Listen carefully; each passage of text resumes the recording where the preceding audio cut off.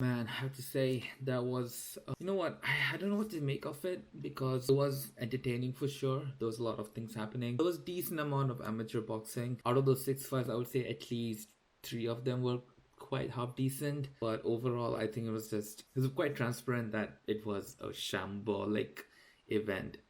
There was some. I think there was this one boxer who couldn't reach the weight limit, so he was kind of disqualified. Then obviously there was the final fight where Austin McBroom won. The fight was kind of stopped early, even though I think it was quite obvious that there was only one winner.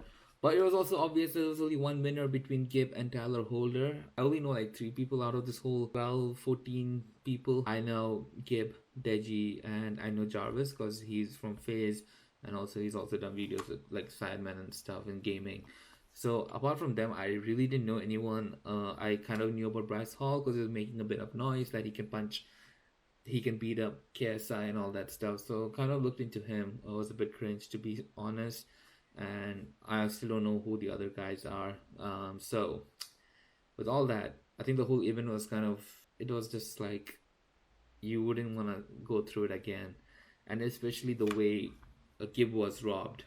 It's it's a big L. The whole tournament is a big L. So Social was just, I think they just shot themselves with the whole thing where they even tweeted that Gib won, and then they go like, "Oh, sorry, it's a draw. Correction." It was pathetic. But overall, I think YouTubers demonstrated that they are the bigger prime um, alpha athletes or boxers or fighters.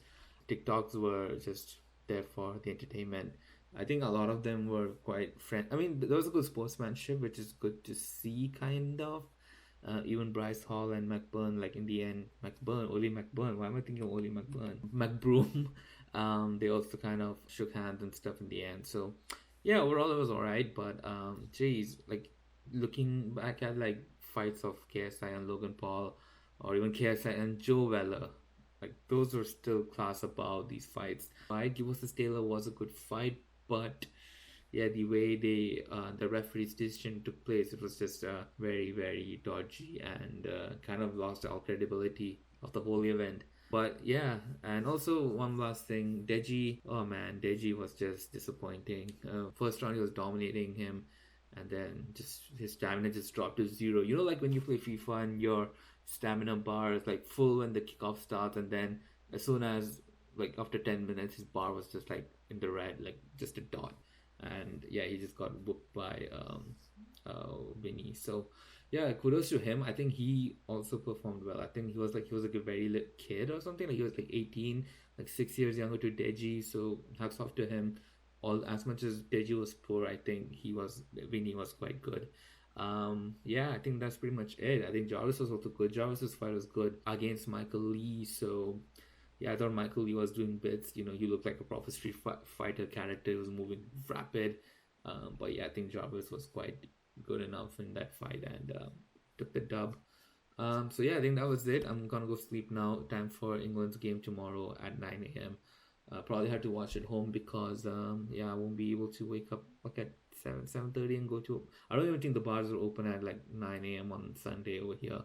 So I watch the other England games and the big games outside, but I don't know. I just want England to win now because I feel like UK was hard done today. One guy lost and one guy got robbed. So hopefully tomorrow UK can come up and get the dub against Croatia at the Euros. And yeah, also I'll be doing a Euro review after every game week.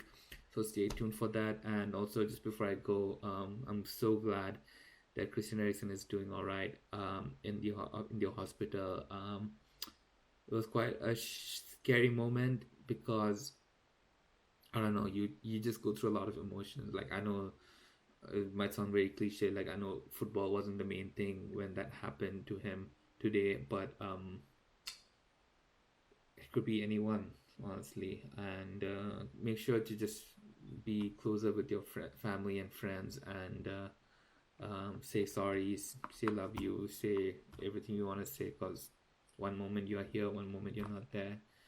And yeah, let's just hope that Christian Eriksen and his family are much better. And with that, I'll see you guys later. Peace.